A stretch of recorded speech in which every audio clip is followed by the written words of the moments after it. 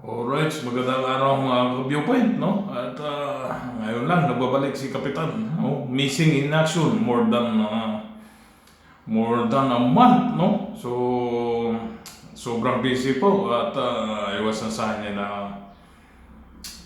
dry dock. So, more than 2 months and then mayroong mga bagong project. So, super loaded yung time, no? I need to rest, hindi na pag ano ng mga latest news or updates, wala na talaga, no? So, daming na-miss. So, ngayon lang. At medyo umitinit na dito, no? Kaya naka-summer attire. Inaano ko lang yung sikat ng araw, ini-enjoy lang. So, gano'n.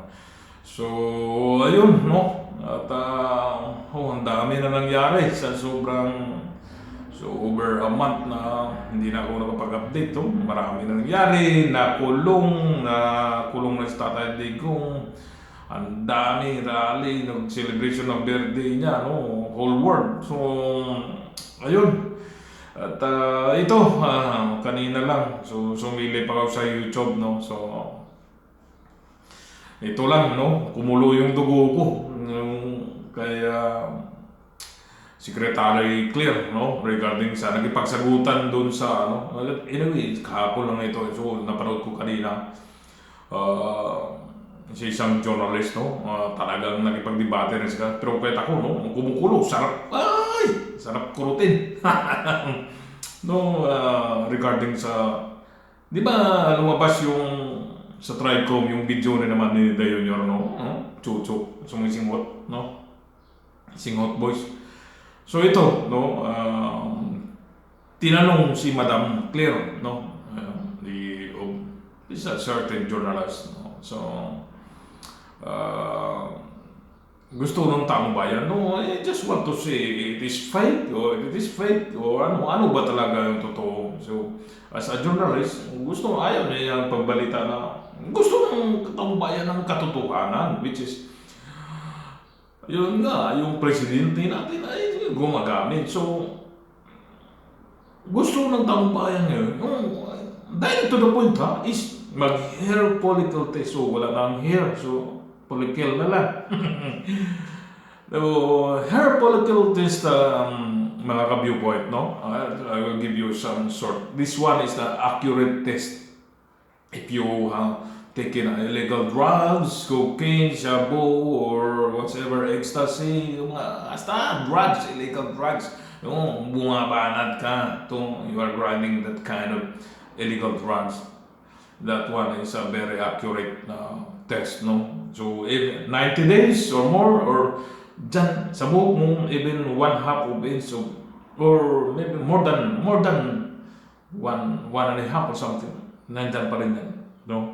So, you cannot deny it. And that's a very, almost perfect accurate test. So, medyo maano pa eh. Madali yan na yan. Wala na. Pero sa hair follicle test, mga ka-viewpoint na very accurate yan. So, ito lang, very simple. Kasi presidente ka, sorry. You're president, you are serving the public, so you are a public servant, right? So, ganito lang kasimple yan. So, sabi ng journalist, so, ayaw namin magbalita fake news. Yan nga yung pinag-uusapan na, laging fake news. Ito, gusto namin ng hindi fake news. So, I challenge you, sabi nga si Nano, ano ba talaga? Totoo ba yun? Nagbabagamit siya? Kailangan, para mapatunayan ito, yun ang point noon ni Madam Journalist, ng babae. Patunayan mo sa public na, di ba, taong bayan o mamayang Pilipino ay nagdiniman ng test sa presidente natin para matapos na ang usapan. That's very simple, right? That's very simple. Kahit ako. So, sabi naman nga, no, hindi naman dato, isa sa mga taong bayan daw nga magpa-test ng gano'n, no? Hindi daw yan. So, hindi. Pagsabi pala ng ganyan na kumukulo yung pressure ko sa kurutin, no? Eh yun nga, ang point doon, you are a public servant para matapos na kung wala kang tinatago because you are in public, you are not in a private, so you are in public, everybody have the right, no? Ito pakita mo sir ha, i-challenge nyo. Tinatanong na, no, you must be specific. Sino nagsabi na ipa-herpalogis yung ating presidente? Sino may sabi? You must be specific. Kung ako yun, sabihin ko ako. Because that time, in 2022, I bought President Bongbong Marcos to become the president. Now he win, but there is some circumstances happen that is now trending. Now, there are some videos that look like a president that they are using illegal grounds. Now, just prove to himself, that our president now is not an drug addict. You have done the hair follicle test. I challenge you. Di ba? Nagpa-test nga siya, pero sa nung hearing noon. Pero namili siya. Oh, fuck! Hindi ganoon. Kami mga seaman, lahat ng test, neuro test, lahat yung test. Pag nag-test ka pa daw, i-report ka ba sa authority? Pag ano, o teacher, ititik mo yan doon. Sa akin, okay, report nyo. Kasi pag sinabi mo hindi, dyan pa lang malalaman na, no? Sniper, malalaman na. Are you keep it lang ba? Or ano ka sa government? Sabi ko, so, if you are positive on drug, you can go. Bakit? Pag no ka, disgrasya ka. Di ba? Kasi ako, malinis mong, konsensya ko. Ganon lang yun. Because, binoto ka ng mamamayan, no? The people of the Philippine Republic have the right, they have the power, no? Kahit presidente ka na, mataas ka rin yung mamayang Pilipino, binoto ka lang, no? You are only a representative. Pero kung yung tama, because we are democratic. So, yun, no? So, sarap, no? That's simple. Kinakapihan ka pa, no? Magkano kayo binayad sa iyo, madam, no? Magkapal na mukha, no? Grabe na ngayon, hindi ito paninira. Kahit pro bililin ako, okay siya, patunayan mo para matapos. Saksak ng mga didis dyan para matapos na. That's the way. Ayan ang the best dyan. Para matapos na yung, dyan, do your job. Do your job. Stop corruption, and that's it. No? Keep the Philippine Republic peaceful.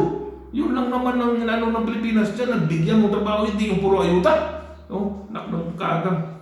So, nakaka-high-blood, yun lang yung pag-ano ko sa YouTube. Yun lang mga viewpoint. Yun lang. Yung pressure ko. So, yun lang, no? Di ba? Mga comments lang kayo dyan kung mali yung inano ko. Pero kung anong masuggest nyo kay, no?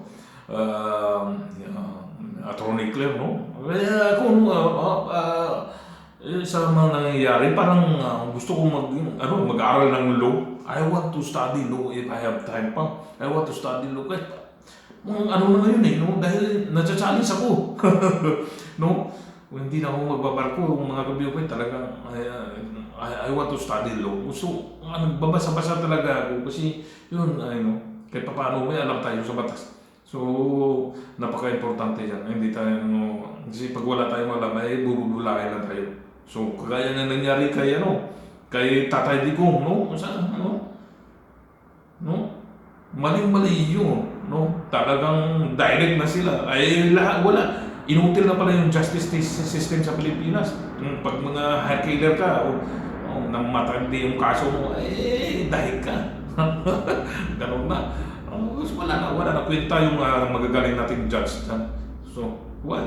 So, paano kung hindi si Duterte yan? Ganun. So, yun, magbalik tayo sa topic, no? Mga ka-viewpoint yun. Basta public servant ka, pakita mo, no? You are innocent sa mga sinasabi ng, ngayon pa, sa harapan mo, putulin, kalbuhin nyo ako. Ito, ganyan, kalbuhin nyo ako. Kalbo na yan. No? Yun lang, no? Challenge the people. So, naghahamon dyan, hindi nagtatago ka. Magtatago ka, you have something mo. Wala ka, inutil ka. Okay? So, thank you very much. 1,050 subscribers na tayo. So, very sorry, no? Missing in action sa kapital sa sobrang busy sa daming project namin. So ngayon lang, no? Ngayon lang ako nakalusot kahit paano. So proceed tayo, goals. Sana ma-monetize. Pag na-monetize to, hayaan mo po. Yung mga subscriber natin yan na yan, maging candidate for scholar natin. So I hope, hindi pa rin ako mawala ng pag-asa. No? Yung sana ma-monetize tong natin, what's our 50% na, sorry, 4,000. So, magto 2,000 pa lang. So, I hope, no? Tulungan niyo ako, no? Please watch from start to end, okay? Sure, no? You like yung video na kapita. Yung uminit na yung mga issue ngayon. So, ayun. Pag may time ako, yun sinasabi ko, mag-update ako, okay? So, thank you very much. Mag-ingat po tayo lagi. Grabe na sa Pilipinas niya. Okay? God bless us all. Okay?